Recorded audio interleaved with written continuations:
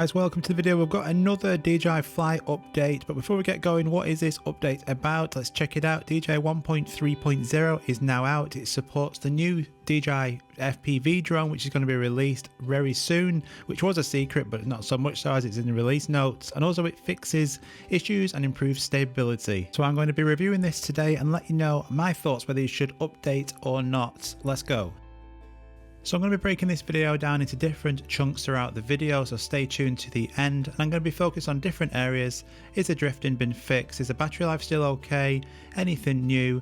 And any bugs relating to the software, have they been ironed out and much better now? So let's get going and see what that footage is like. First of all, we're going to be concentrating on that drifting issue.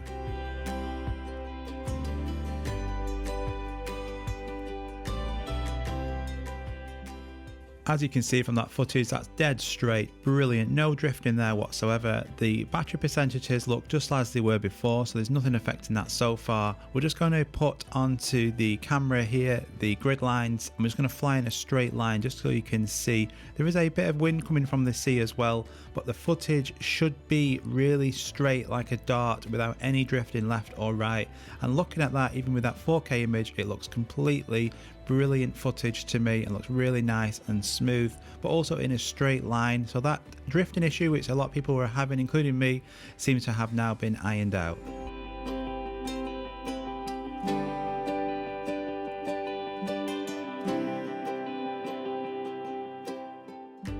So drifting issue tick, that's absolutely fine. Let's have a look now on the settings. Is anything new on the settings, on the safety aspect of it? There doesn't appear to be anything new there. Just check, because sometimes you can lose all your settings that you did have before. They can be reset, such as you return to home altitude. So just double check that before flying again.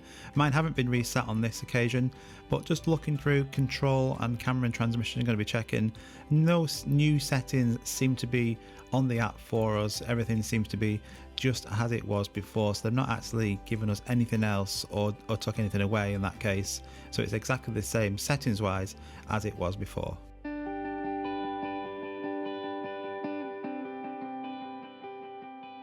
Okay, so let's now increase our altitude, make sure that the drone is performing well at a height. So if you want to do this shot similar to this, make sure you lock onto something, the shoreline there, and then just left stick straight up, and then keep going, and then keep that in the center, and you'll get a really nice smooth cinematic shot like that.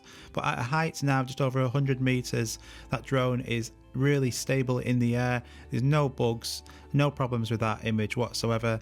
So for drone performance stability wise, another tick there. So as we're descending now, I'm just going to quickly refer to the zoom. So 4K in 30 and 2.7K in 30. When clicking on that zoom icon, which is this box here, you still just have the ability for 2 times. I'm going to go into detail in a second, but by actually holding the button down with your finger, you can zoom into 3 times on 2.7K, but still for some reason when clicking that button you can only times up to 2 times or 4 times in 1080p. Sports mode, let's quickly check this now, making sure that it's all stable and as it should be. So obviously that speed is a lot faster now, but is that image still decent? Is there any drifting? And there's nothing there wrong with that image at all. It's still really stable.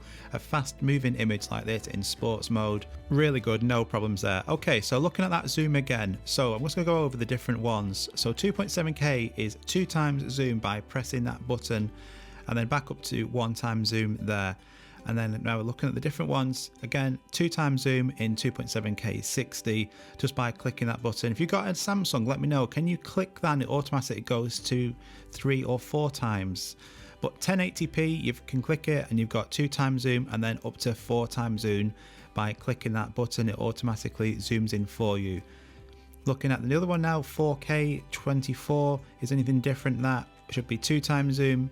Yep, it's still only 2 times zoom, so we haven't got any more increasements on any of these zoom functions. But by holding the FN button down and then using the slider wheel on the top of the remote, you can actually pan in and out of that zoom a lot smoother than you would just by actually punching in by using the 2 times button or the 1 times button. So use that slider to punch in. This is 2.7K zooming in to 3 times zoom, and you can see it just looks a lot better just by panning in smoothly like that than a complete bush straight into 2 or 3 times zoom.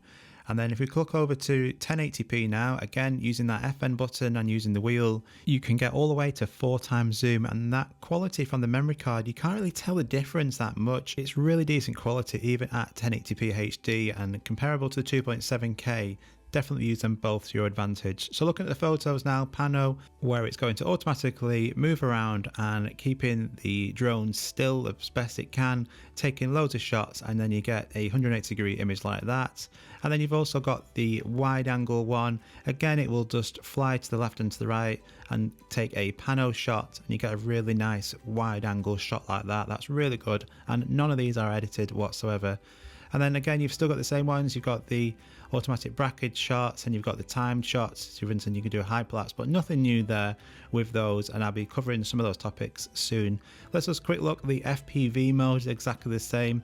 Don't be confused. This is not like having an APV drone.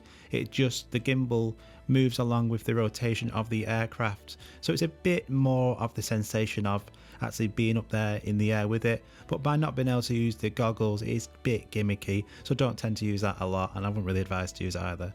Looking at the quick shots now, this is a big improvement I find. It seems to be able to lock on to the subject and keep lock on a lot better than it did before. As you can see, as I'm flying away now, that green box obviously gets smaller, but it actually retains that lock on me all that way back, and even when it loses me, it still remembers in the software where I am and continues to 100% to be able to get the full quick shot.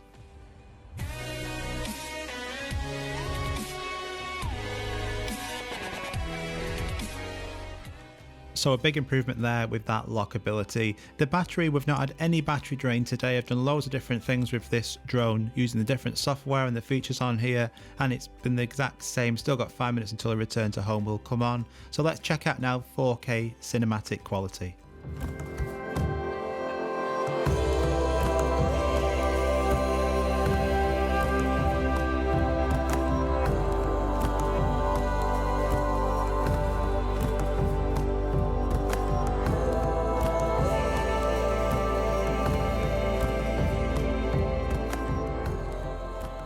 I hope you enjoyed that. That drone's still able to get that 4K, really nice, crisp, clear image from that drone. Brilliant. That's no change there. Everything's still working as it should. And again, looking at that quick shot, it's able to now lock on to really small objects like this. It was never able to do this before. It would always lose connection or say quick shot ended, but it's able to lock onto it the whole way around without losing any connection. So I feel that looks like it's improved and it's a lot better than it was before. So that's a big advantage there, having more stability when using quick shots. So the low battery warning has now come on. So overall, am I impressed with this? Do I recommend it to you guys to go and do? Because I always like to test it before giving my advice. Yes, 100%, nothing wrong with this drone. People who have had problems with the last one, 1.2.5, with software related problems, crashes, or that annoying beep when you connected it, none of that is there anymore. This drone is now performing excellent. I've not had one crash or any problem with stability. That embarrassing beeping sound when you connected the drone up has gone. There is no drifting, no battery drain. Excellent. Go and update this now. It's all in the app stores or on the DJI website. I hope you found that helpful, guys. Go and share this if you can. Subscribe if you haven't. We'll see you very soon. Take care. Thank you.